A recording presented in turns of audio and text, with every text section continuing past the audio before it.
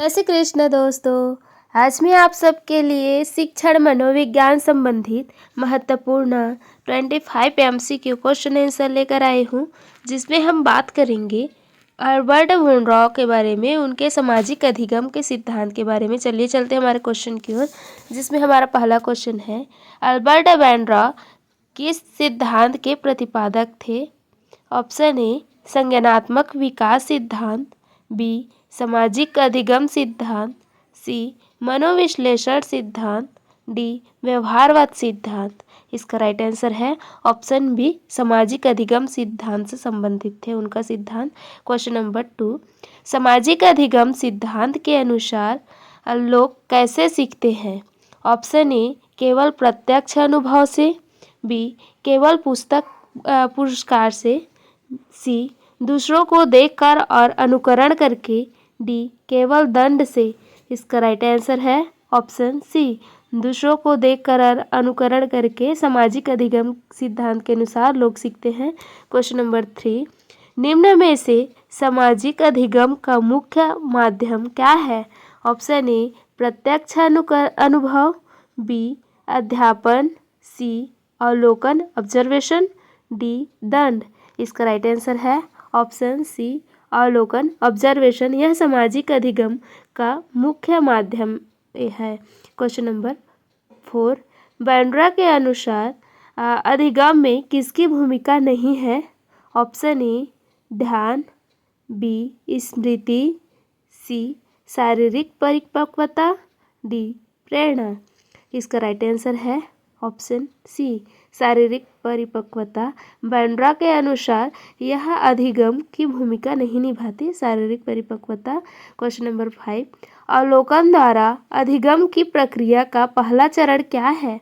Option A Smriti, B अनुकरण, सी ध्यान, D प्रेरणा। इसका राइट आंसर है ऑप्शन सी ध्यान। अवलोकन द्वारा अधिगम की प्रक्रिया का पहला चरण है ध्यान। मनुष्य जितना अपने माइंड को कॉन्सेंट्रेट रखेगा उतना ही वो अधिक सीख सकता है। क्वेश्चन नंबर 6, अवलोकन द्वारा अधिगम की प्रक्रिया का दूसरा चरण क्या है? ऑप्शन ए ध्यान, बी स्मृति, सी अनुकरण, डी प्रेरणा।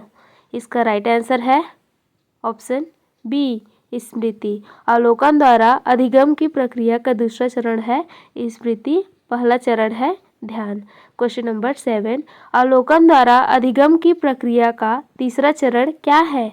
ऑप्शन ए ध्यान, बी प्रेरणा, सी स्मृति, डी अनुकरण। इसका राइट आंसर है ऑप्शन डी अनुकरण। अवलोकन द्वारा अधिगम की प्रक्रिया का तीसरा चरण है हमारा अनुकरण।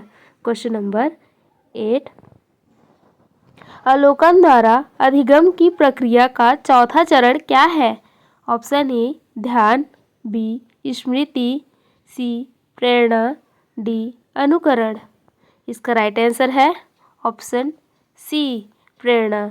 अवलोकन द्वारा अधिगम की प्रक्रिया का चौथा चरण है प्रेरणा। क्वेश्चन नंबर 9, वुनरॉ के अनुसार के सिद्धांत के अनुसार निम्न में से कौन सा अधिगम का साधन नहीं है? ऑप्शन ए अनुकरण, बी मॉडलिंग, सी निर्देशन, डी प्रेक्षण। इसका राइट आंसर है ऑप्शन सी निर्देशन।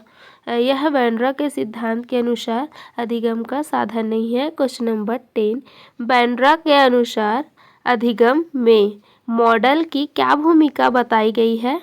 ऑप्शन ए मॉडल स्वयं सीखता है, बी मॉडल दूसरों के लिए उदाहरण बनता है, सी मॉडल दंड देता है, डी मॉडल मूल्यांकन करता है।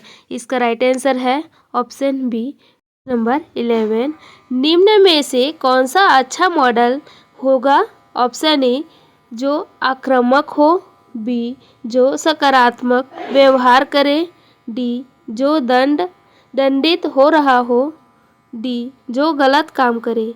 इसका राइट आंसर है ऑप्शन बी जो सकारात्मक व्यवहार करे वही अच्छा मॉडल हो सकता है, जिसे देखकर बच्चे सीखे, ऑटोमेटिक प्रेरित हो। क्वेश्चन नंबर 12, बैंड्रा के अधिगम को किस प्रक्रिया द्वारा सबसे अधिक प्रभावी माना? ऑप्शन ए अनुकरण द्वारा, बी दंड द्वारा, सी प्रत्यक्ष अनुभव द्वारा, डी थोपे गए अधिगम द्वारा। इसका राइट आंसर है ऑप्शन ए। बैंड्रा ने अधिगम की यह प्रक्रिया सबसे प्रभावी माना। अनुकरण द्वारा सीखना यह अधिगम का प्रभावी तरीका है। क्वेश्चन नंबर 13, स्वप्रभावकारिता से बैंड्रा का क्या तात्पर्य है? ऑप्शन ए दूसरों को प्रभावित करने की क्षमता, बी स्वयं की क्षमताओं में विकास, सी दूसरों की मदद करने की क्षमता, डी आत्मनियंत्रण की क्षमता। इसका राइट आंसर है ऑप्शन बी स्वयं की क्षमताओं में विक्षमता। यह प्रभावकारित अधिगम के अंतर्गत आता है। क्वेश्चन नंबर 14, स्वप्रभावकारिता को प्रभावित करने वाला कारक नहीं है। ऑप्शन ए प्रत्यक्ष अनुभव, बी परोक्ष अनुभव, सी भावनात्मक उत्तेजना, डी आयु। इसका राइट आंसर है ऑप्शन डी आयु। यह स्वप्रभावकारिता को प्रभावित करने वाले कारक नहीं है। क्वेश्चन नंबर 15, निम्न में से बैंड्रा के सिद्धांत का एक महत्वपूर्ण सिद्धांत क्या है?